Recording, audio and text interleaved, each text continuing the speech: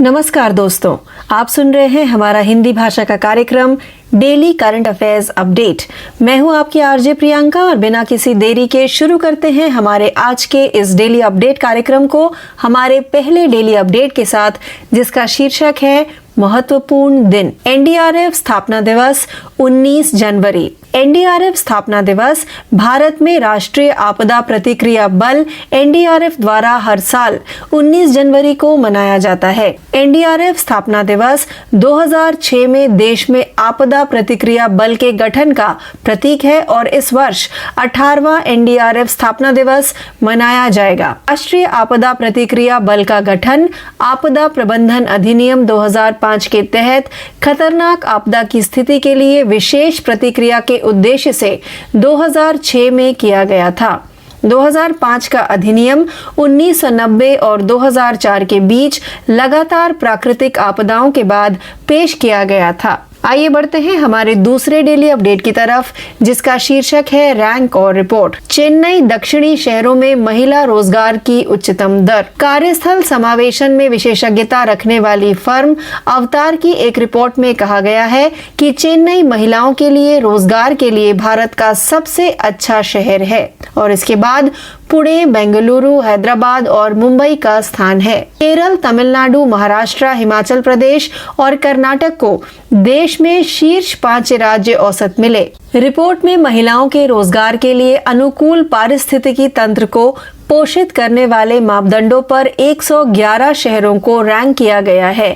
अहमदाबाद, विशाखापट्टनम, कोलकाता, कोयम्बटूर और मदुरई महिलाओं के रोजगार के मामले में शीर्ष 10 शहरों में से हैं, जिनमें से प्रत्येक की आबादी 1 मिलियन से अधिक है। आइए बढ़ते हैं हमारे तीसरे डेली अपडेट की तरफ, जिसका शीर्षक है रैंक और रिपोर्ट। भारत जापान को पीछे छोड़कर दुनिया का तीसरा सबसे बड़ा ऑटो मार्केट बना। निक्केई एशिया की एक रिपोर्ट के अनुसार भारत ने पहली बार पिछले साल ऑटो बिक्री में जापान को पीछे छोड़ दिया और वैश्विक स्तर पर तीसरे स्थान पर पहुंच गया। देश में कम से कम 4.25 मिलियन नई कारें बेची गईं, जो जापान की 4.2 मिलियन बिक्री से अधिक थी। Society of Indian automobile manufacturers के अनुसार जनवरी और नवंबर 2022 के बीच भारत में वितरित नए वाहनों की कुल संख्या 4.13 मिलियन है। टाटा मोटर्स और अन्य वाहन निर्माताओं द्वारा चौथी तिमाही के लंबित वाणिज्यिक वाहन बिक्री आंकड़ों के साथ साथ साल के अंत के परिणामों को शामिल करने से भारत की बिक्री की मात्रा और भी बढ़ने की उम्मीद है। आइए बढ़ते हैं हमारे चौथे डेली अपडेट की तरफ, जिसका शीर्षक है रैंक और रिपोर्ट। दिल्ली बैंगलोर 2022 के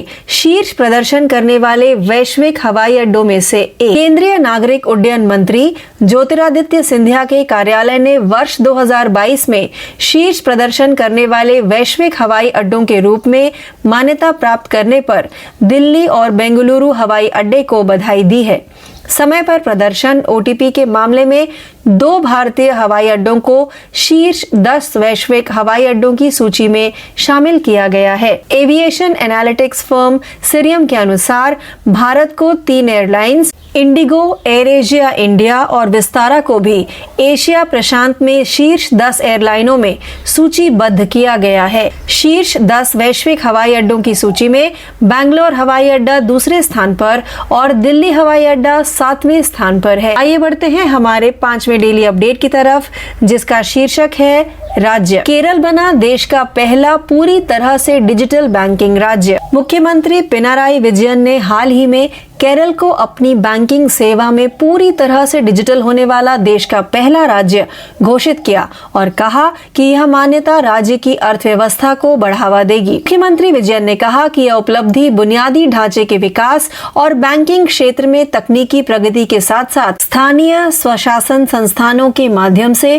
सामाजिक हस्तक्षेप के कारण संभव हुई है। पिछले साल जुलाई में केरल अपनी इंटरनेट सेवा पाने वाला देश का पहला और एकमात्र राज्य बन गया था। आइए बढ़ते हैं हमारे 6वें डेली अपडेट की तरफ, जिसका शीर्षक है विविध। आईसीआईसीआई प्रूडेंशियल लाइफ इंश्योरेंस ने सूर्य कुमार यादव को एक नए अभियान के लिए साइन किया। आईसीआईसीआई प्रूडेंशियल लाइफ इंश्योरेंस ने एक नया डिजिटल फर्स्ट अभियान शुरू किया है। ICICI प्रूडेंशियल लाइफ इंश्योरेंस के साथ 360 डिग्री वित्तीय सुरक्षा। कंपनी ने प्रेस विज्ञप्ति में कहा कि अभियान का केंद्रीय संदेश यह है कि ICICI प्रूडेंशियल लाइफ इंश्योरेंस कैसे चौतरफा जीवन कवर प्रदान करने वाले सुरक्षा उत्पादों का एक व्यापक सूट प्रदान करता है जो विश्वास, निर्भरता और स्थिरता के साथ किसी भी महत्वपूर्ण स्थिति में 360 डिग्री वित्तीय सुरक्षा प्रदान करता है।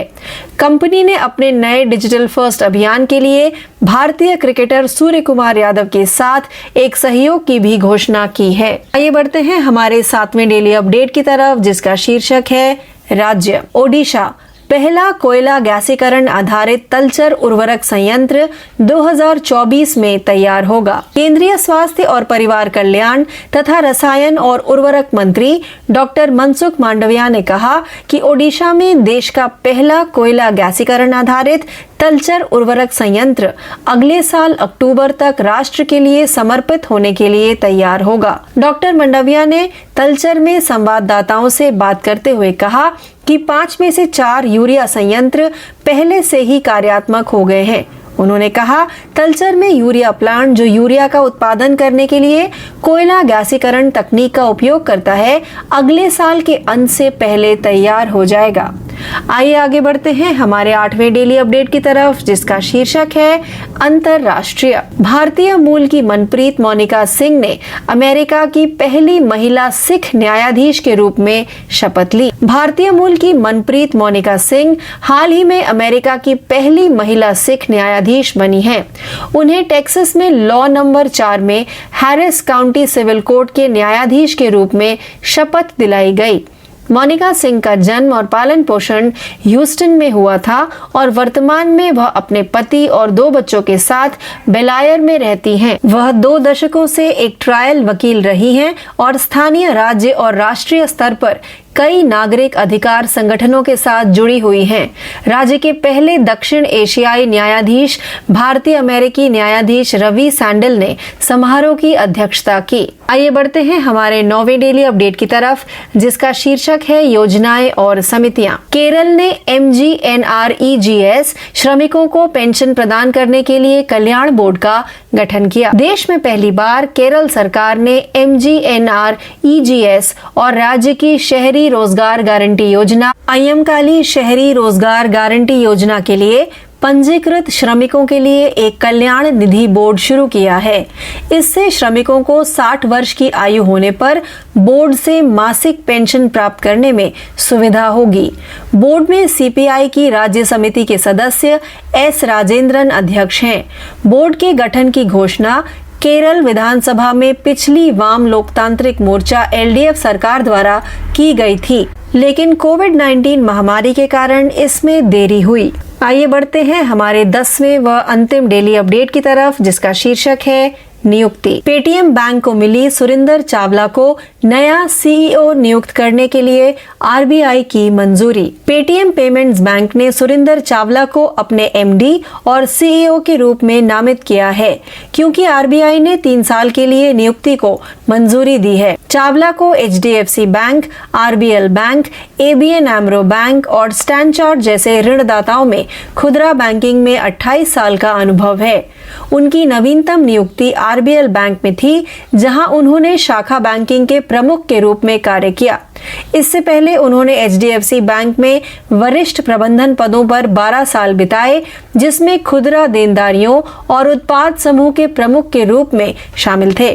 निवर्तमान MD और CEO सतीश कुमार गुप्ता पहले NPCI के मुख्य परियोजना अधिकारी और SBI के एक अनुभवी बैंकर थे। तो इस अपडेट के साथ ही हमारा आज का यह हिंदी भाषा का कार्यक्रम डेली करंट अफेयर्स अपडेट यही समाप्त होता है। ज्यादा जानकारी के लिए यूं ही जुड़े रहिए। मैं आपकी RJ प्रियंका आपसे यही विदा लेती हूँ। धन्यवाद।